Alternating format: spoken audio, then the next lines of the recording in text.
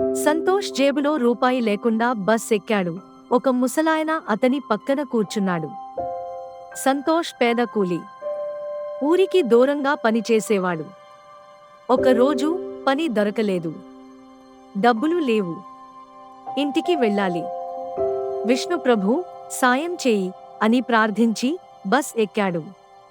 పసుపు దుస్తులు, తులసిమాల ఉన్న ముసలాయన పక్కన కూర్చున్నాడు. ఎక్కడికి అని అడిగాడు. ఇంటికి.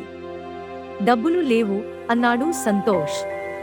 ముసలాయన నవ్వి కొన్ని నోట్లిచ్చాడు. రేపు మంచి పని దొరుకుతుంది అన్నాడు. కండక్టర్ వచ్చినప్పుడు సంతోష్ టికెట్ కొన్నాడు. తిరిగి చూస్తే ముసలాయన లేడు. చుట్టూ చూశాడు. కానీ కనిపించలేదు.